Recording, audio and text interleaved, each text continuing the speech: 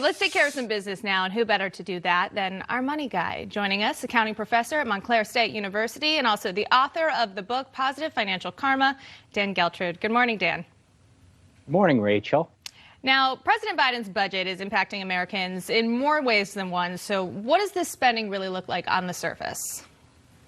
Let's first look at what the reality of this is, and that is this is an enormous spending bill. Now, on the surface, it may seem like, well, why is this a bad thing? It actually makes us feel good. We're going to spend all kinds of money on things we really need, like infrastructure and helping people. And the best part of it all, someone else is going to pay for it, the rich and corporations.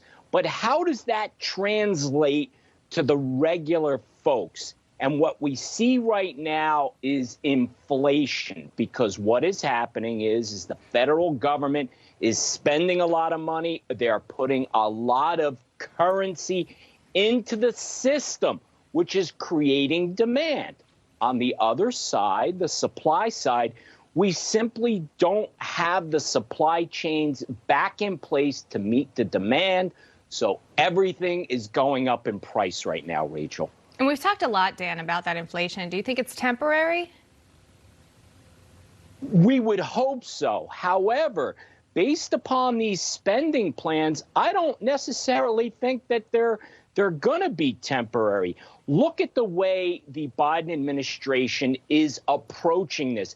They want government to be in charge, not the free market, which, by the way, is the definition of socialism.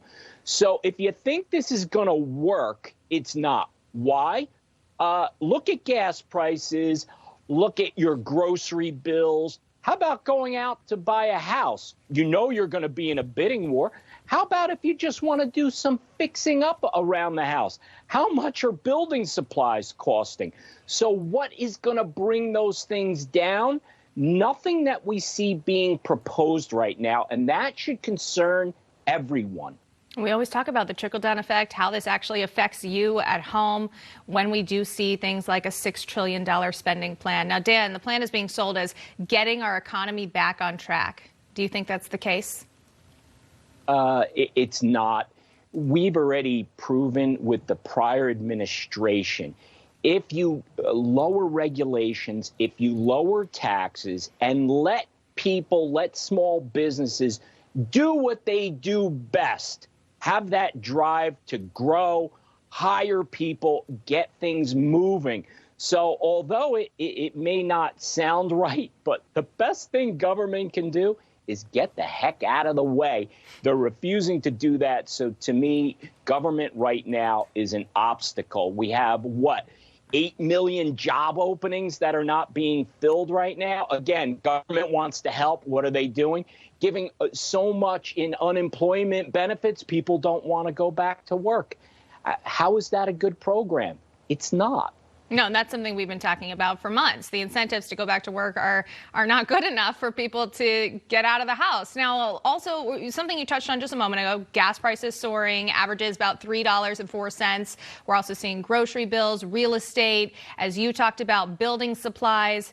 Do you think this is going to just continue to rise, or is there going to be a point where they kind of cap out and we can revisit the table again with an idea? Well, ultimately, what happens is when the money flow stops, which is the government continuing to pump money into the system, and people don't have the funds to purchase, yes, then things will level off a bit, shall we say, in terms of when supply and demand start to meet each other. But again, I say, Rachel, if the government doesn't stop its spending, then you'll just have more and more and more demand for product because money is easy and the supplies simply won't be there. So, look, let me just say one thing about inflation real quick. Inflation is not necessarily a bad thing when you have a little bit of it. When you have inflation rising the way it is right now, that is a tax, because it lowers how much money you get to keep, no different than a tax. So that's a hidden tax that people should be aware of, and it's being caused by the federal government. No, very interesting distinction. Thank you, as always, Dan Geltrude, for joining us.